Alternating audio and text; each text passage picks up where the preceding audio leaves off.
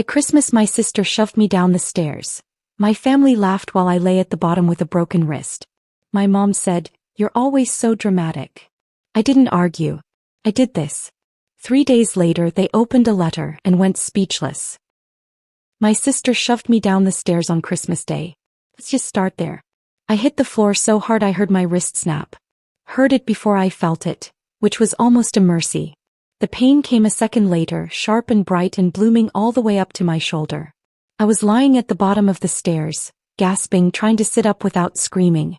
And from above I heard her laugh. Then my mom's voice. "You're always so dramatic." That's what she said. While I held my broken wrist and tried not to pass out. No one ran to check on me. No one asked if I could move. They just stood there, watching. My dad said something about how I should have been more careful. My little brother giggled and said it looked like something out of a cartoon. I didn't say a word. I stood up slowly, one stair at a time. Then I went to my room, grabbed my laptop, charger, and whatever I could shove into a bag with one hand. I picked up that bag with my good hand. Walked out the front door. No one stopped me.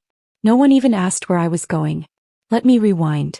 Rewinding is important because if I just start with the fall, you might think this was an accident. A slip. A clumsy moment. It wasn't. It was the end of something that had been building my entire life. I'd spent 8 hours cooking that day. Christmas dinner. The full thing, roasted chicken, 3 sides, dessert from scratch. I cleaned the whole downstairs, folded napkins, even lit candles. All because they told me they were too busy to help. My mom said she had freelance deadlines. My dad was catching up on invoices. My sister had some exam to study for, which was rich considering she's barely opened a textbook in 2 years. So they asked me to cook. Asked is generous. They told me, and I said yes. Because deep down some part of me, the part that still believes in stupid things, thought that maybe this year they'd notice. Say thank you. Eat what I made and look at me like I mattered. Instead, my dad walked in, looked at the table and said, "Bit much, don't you think?" My mom asked why the stuffing was cold. Cassandra, my sister, just smirked and said, "Well, at least it smells like effort." That was the tone. Start to finish. I told them I just needed to grab the napkins before we sat down. They were upstairs. In the hallway cupboard. I went up the stairs. She followed me. "You're always in the way," she muttered. "I'll be 1 second," I said. "You always say that." And then her hands on my back. Not a playful push. Not a joke. Just shove. And then I was falling. I didn't scream. I think that made it worse. Like they didn't even notice something was wrong until they saw me on the floor. "Jesus," my brother said. "Did you just fall?" "No," Cassandra answered. She threw herself for attention. And my mom, God, she leaned over the banister and said, "Can we not do this now?" I went to the hospital alone. Took an Uber. Held my wrist the entire way, breathing in short, tight bursts. Hairline fracture, they said. Clean break. No surgery, but I'd need a splint and some time off work. The nurse asked what happened. I lied. Then I went to a motel. Paid cash. Didn't go back to the house. Didn't answer their texts, the few that came in. I didn't even bother icing my wrist. I just lay on the bed staring at the ceiling, thinking about the food still sitting untouched on the table. Later that night, I opened my laptop. There was a file waiting for me. I clicked it, watched it, and smiled. 3 days later, they got a letter. When they opened it, they went pale. Just like I knew they would. When people say, "It wasn't always like this," they usually mean things got worse. I can't say that. It was always like this. My first memory of Cassandra involves a hairbrush and a bald spot. I was 4, she was 6. She told me she was playing salon. By the time my mom came in, the bathroom floor looked like a crime scene for dolls. I was sobbing. Cassandra looked bored. Mom said, "Don't be such a baby, Maya."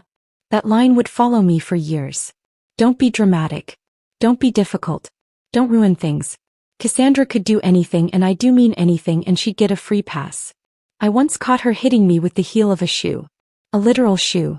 I had a bruise on my temple, and my dad just sighed and said, "You girls need to learn how to get along." Except we didn't fight. I got hit. She smiled. And I never fought back. Not because I didn't want to, but because I knew it wouldn't matter. The only time I tried to report it, I must have been 13, I told a teacher that my sister had left scratches all down my arm. The teacher said she'd look into it. That night, my parents cornered me in the living room like I was on trial. You want to destroy your sister's future? She'll never get into college with this on her record. We're your family and you're trying to tear us apart. My mom slapped me. First and only time she cried after. Said she was just scared for Cassandra. I believed her. At the time. Later I realized she was just scared that someone might start asking questions about them. After that I stopped talking. Not that anyone ever really asked me anything. We lived in my grandmother's house, technically. Back when I was little she still lived in it too. In the room off the hallway that always smelled like lavender and pencil shavings. She was the only one who ever stood up for me. When Cassandra shoved me once and I hit my chin on the table, my mom asked what I did to provoke her. Grandma said, "She's 10. Stop blaming her for being in the way." I loved that room.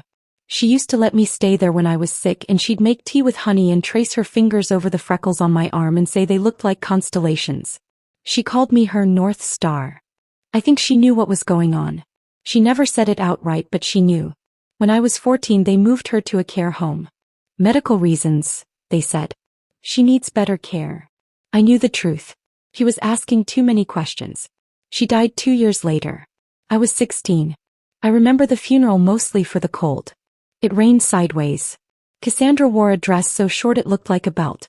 My mom gave a eulogy that used the word legacy 5 times and didn't mention me once. Then came the reading of the will. We all sat in the lawyer's office like it was a game show. Mom and Dad whispering. Cassandra texting. Me just trying to breathe. And then the lawyer read it. The house, everything was placed in a trust. Not to be sold. Not to be split. Just held. Until Leo, my younger brother, turns 25. At that point, the house would be divided equally between all of us. Mom, Dad, Cassandra, Leo, and me. But there was a clause.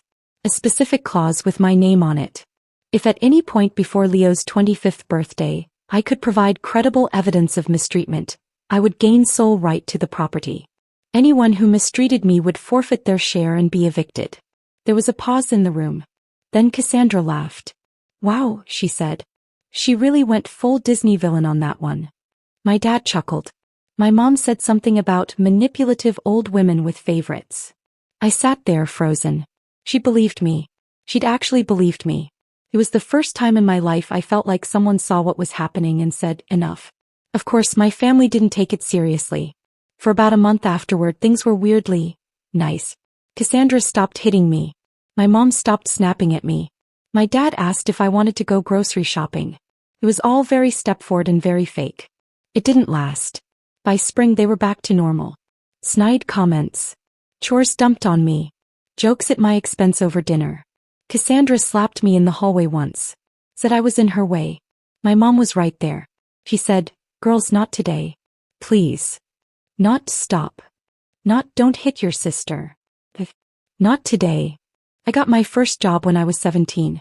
A cashier at a grocery store. 3 buses, 6 hours on my feet, minimum wage. My parents immediately started charging me rent. "Since you're contributing now," my dad said. Cassandra didn't pay. We didn't have to. Just me. I paid. But I also saved. Not much. Not enough to get out. But enough to hide a little away each month. The way a squirrel hides food before winter. And I watched. I noticed how Cassandra always got nastier when no one else was around. I noticed how my mom only yelled at me when the doors were closed. I noticed how they always called me dramatic, no matter what happened. So I bought a camera. Keep. Motion triggered. Linked to my laptop. I installed it above the stairs. Then one in the kitchen. Then the hallway. They didn't notice. I didn't know what I'd do with the footage. I just wanted to have it. I wanted proof. Because deep down I knew. One day something would happen again. The next time, I wouldn't be alone at the bottom of the stairs, trying to convince myself it was all in my head. The file wasn't even named. Just a timestamp. But I knew what it was. I sat on the edge of the motel bed, still wearing the same jeans from Christmas Eve, one sock missing, wrist throbbing, and clicked it. No ceremony. No popcorn. Just the cheap glow of a lamp, the smell of old carpet, and a lump in my throat the size of a fist. There was the upstairs hallway. Frozen on screen. Me halfway up the stairs, heading for the linen cupboard like an idiot still trying to be helpful. Cassandra followed. Close, too close. You could see the look on her face.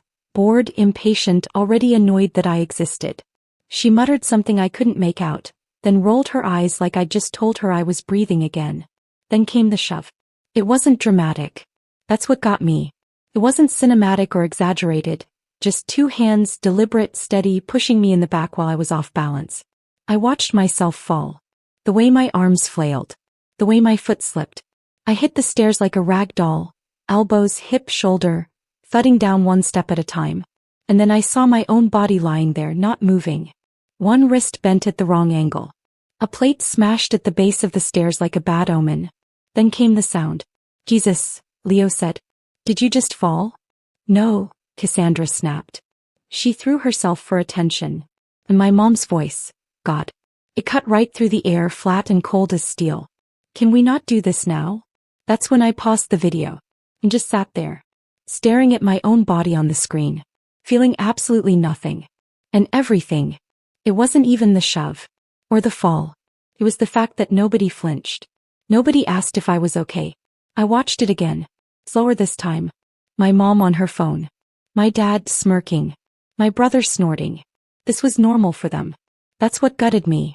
Not the violence but how routine it was. The only difference was this time I had proof. The next morning I checked out of the motel and took an Uber to Erin's. I hadn't seen her in months. Erin used to live 2 doors down from us. Back when we were kids. She moved out as soon as she turned 18 and never looked back. Smart girl.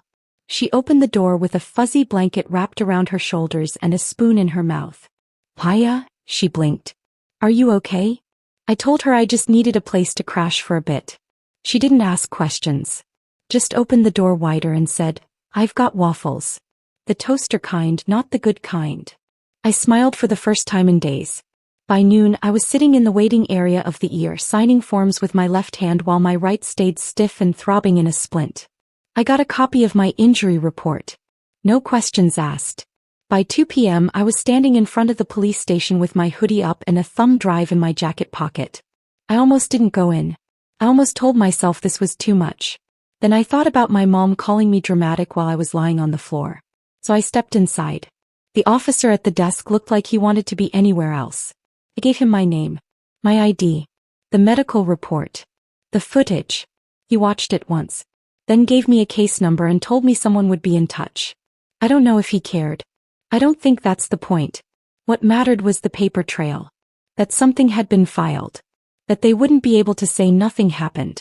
The next day I called Alan Fisher. Civil lawyer. Expensive but not impossible. I had savings. Nothing fancy, just enough I'd squirreled away from shifts at the diner that my parents didn't know about. Money they thought I'd spent on clothes or junk food. Funny how useful that secret cash turned out to be. Alan met me in a glassy little office downtown. Wore a tie that didn't quite match his shirt and sipped black coffee like it was keeping him alive.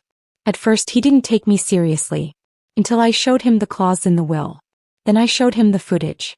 He went quiet. When it ended he said, they were laughing. I know. He nodded like something had locked into place in his head. The audio may be an issue legally. But the video's clean. Clear intention. Neglect. Possibly malicious endangerment. If the trust language is strong, you've got something. He read the will again.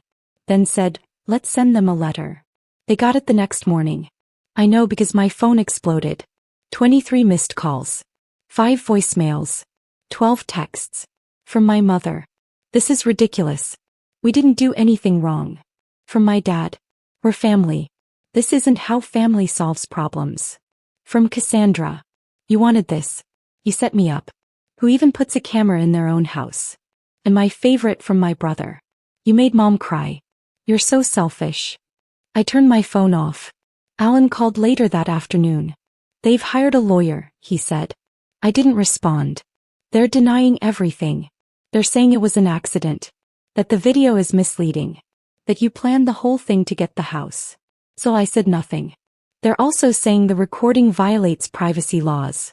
That you'll be charged if you use it. I looked out the window. The street below was wet from rain. A woman in a red coat was arguing with her dog. Let them try, I said. There was a long pause. Then he asked, you're not scared? No, I said. And I wasn't. That was new. They wanted a war? Fine, I already had the footage. The fall. The laughter. My mother calling me dramatic while I cradled my wrist at the bottom of the stairs. And now they were trying to flip the script, threatening me with legal action for filming in my own house? I didn't even argue. I just texted Alan, let's escalate. He called me back 5 minutes later. They're bluffing, he said. The audio's tricky, but the video alone is enough. You don't need to say a word. Just file your civil motion, attach the footage, and let it speak for itself. So we did. The next day they were on my doorsteps. Well, technically Erin's doorstep.